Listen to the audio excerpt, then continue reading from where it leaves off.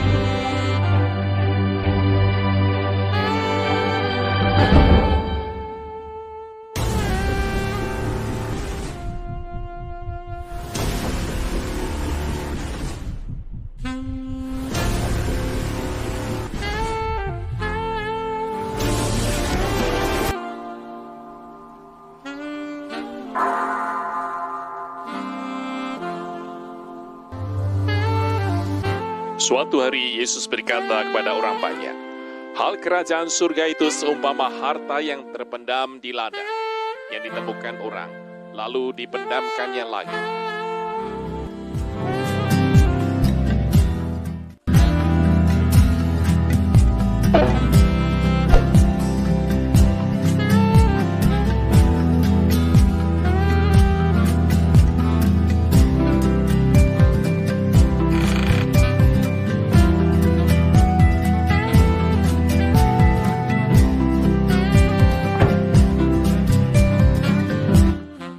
Oleh sebab sukacitanya, pergilah ia menjual seluruh miliknya, lalu membeli ladang itu.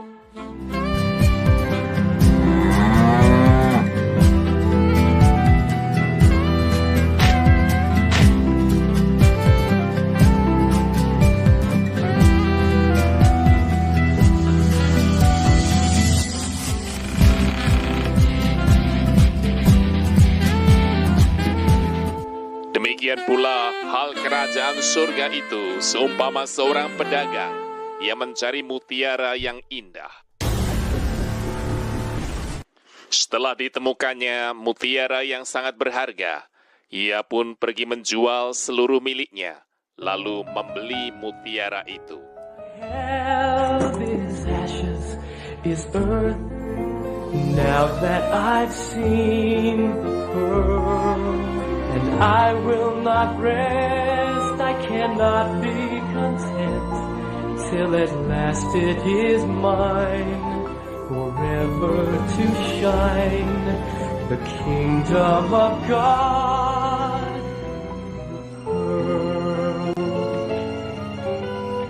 Demikian pula hal kerajaan surga itu seumpama pukat yang dilabuhkan di laut, lalu mengumpulkan berbagai-bagai jenis ikan.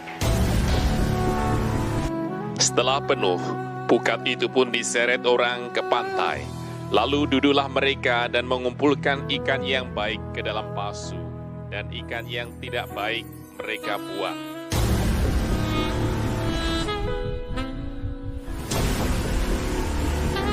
Demikianlah juga pada akhir zaman, malaikat-malaikat akan datang memisahkan orang jahat dari orang benar, lalu mencampakkan orang jahat ke dalam dapur api.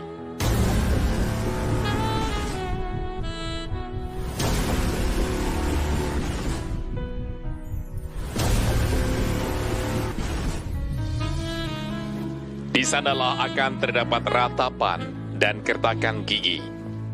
Mengertikah kamu semuanya itu? Mereka menjawab, iya, kami mengerti. Maka berkatalah Yesus kepada mereka, karena itu setiap ahli Taurat yang menerima pelajaran dari hal kerajaan surga itu, seumpama tuan rumah yang mengeluarkan harta yang baru dan yang lama dari perbendaharaannya.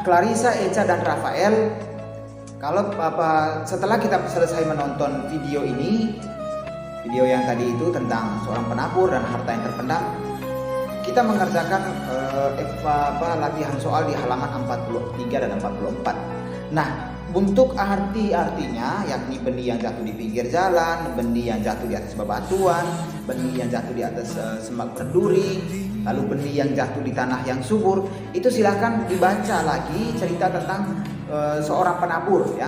Itu setelah cerita yang di dalam buku kita ini, dia akan ada lagi artinya, arti dari cerita perumpamaan itu. Lalu kemudian nomor 5, apa arti dari perumpamaan tentang harta terpendam, ya, harta terpendam. Bagaimana kerajaan Allah itu adalah seperti harta terpendam. Nah, harta terpendam kan kalau misalnya kita mengetahui ada harta yang terpendam, kita pasti berusaha untuk menggapai harta itu. Karena kerajaan Allah itu lebih berharga, ya, sangat-sangat berharga. Nah, kita lihat ternyata kalau tadi hanya 2 perumpamaan yang yang disuguhkan bagi kita, nah ternyata masih banyak di dalam kitab suci itu perumpamaan. Mister minta supaya Echa, Clarissa dan Rafael mencari di dalam kitab suci, perumpamaan apa saja dan ditulis di halaman 44 di dalam kolom itu ya. Di dalam kolom itu silahkan dituliskan. Nah, artinya juga ada. Perumpamaan itu biasanya mengajarkan kita tentang berbagai macam nilai kehidupan. Ada perumpamaan tentang mengajarkan kita agar lebih rajin, lebih cepat, jangan cepat putus asa, semangat berjuang, kerja keras, dan memiliki tanggung jawab. Nah, perumpamaan itu ada di dalam kitab suci ini. Nah, silahkan Mister minta Echa, Rafael dan Clarissa untuk mencari di dalam kitab suci perumpamaan itu. Lalu kemudian di halaman 45 itu ada contoh-contoh peribahasa. Mister minta Echa, Clarissa dan Rafael untuk mengerjakan pantun. Salah satu, coba cari pantun dan artinya, lalu peribahasa dan artinya, lalu ungkapan dan artinya juga. Mister kasih contoh ya, pantun misalnya. Berakit-rakit ke hulu, berenang-renang ke tepian.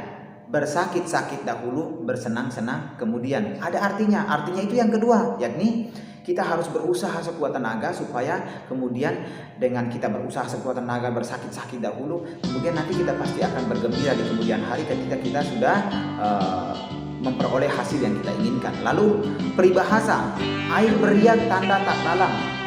Itu artinya orang yang terlalu banyak ngomongnya itu biasanya tidak ada isinya. Itu biasanya orang yang tidak terlalu banyak bohongnya. Nah, lalu yang terakhir ungkapan.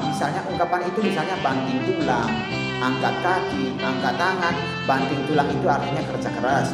Angkat kaki itu artinya pergi. Angkat tangan itu artinya menyerah. Nah, itu dia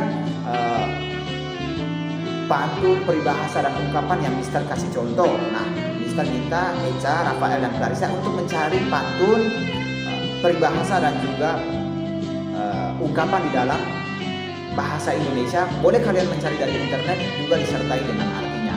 Kemudian Mister juga minta di halaman 46 itu ada evaluasi. Silakan mengerjakan bagian pilihan gandanya saja ya. Oke, demikian aja pelajaran hari ini. Mister berharap Echa, Clarissa dan Rafael bisa memahami pelajaran yang diberikan oleh Mister, juga kemudian dipraktekkan dalam kehidupan setiap hari. Lalu Mister juga masih tetap menunggu tugas yang dari tugas untuk hari ini, segera nanti setelah selesai mengerjakan tugasnya dan dikirim ke Mister ya. Oke, demikian aja untuk hari ini. Selamat pagi dan salam sehat.